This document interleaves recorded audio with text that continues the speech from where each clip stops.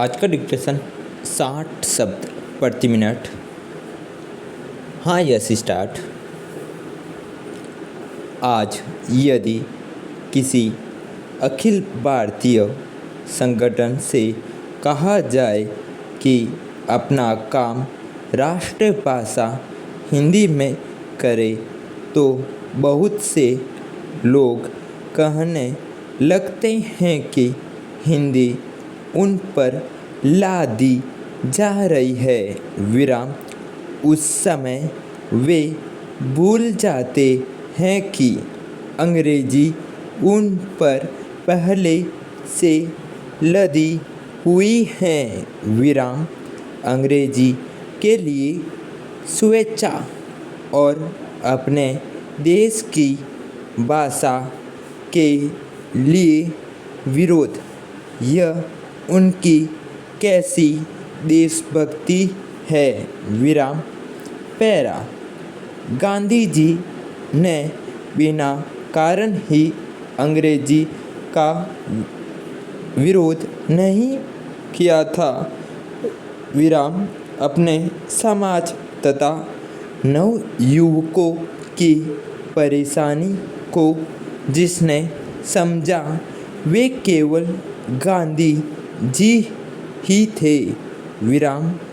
अंग्रेजी के पढ़ाव से होने वाली हानि के बारे में भी उन्होंने लिखा है कि हजारों नवयुवक अपने जीवन का कीमती समय इस विदेशी भाषा को सीखने में नष्ट कर देते हैं, जबकि उनके दैनिक जीवन में उसकी कोई उपयोगिता नहीं है और अंग्रेजी सीखने में समय लगाते हुए वे अपनी मातृभाषा की भी उपेक्षा करते हैं। वे इस मानसिकता के शिकार होते जा रहे हैं कि ऊंचे दर्ज के विचार केवल अंग्रेजी भाषा में ही प्रकट किए जा सकते हैं, जबकि वास्तविकता इसके विपरीत है।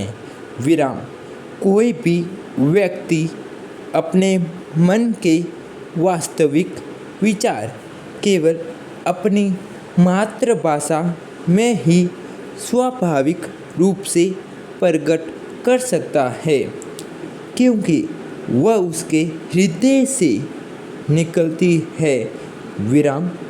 उसमें स्वाभाविकता होती है और बनावट से उसका दूर तक कोई संबंध नहीं होता।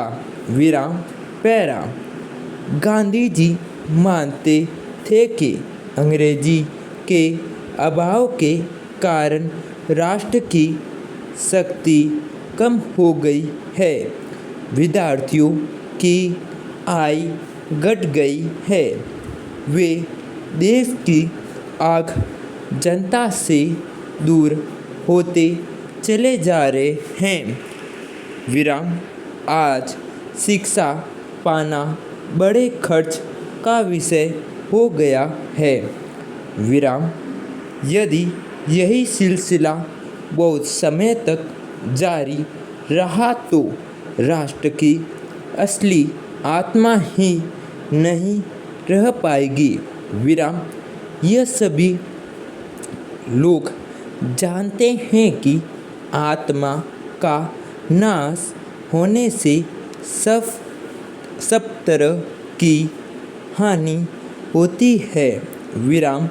गांधी जी ऐसा क्यों सोचते थे?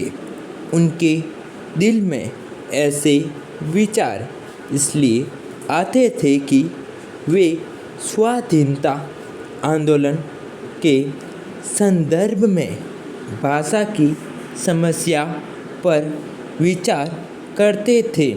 उनके लिए यह प्रश्न अधिक महत्वपूर्ण नहीं था कि अंग्रेजी विश्व भाषा है और हिंदी पूरी तरह विकसित नहीं है।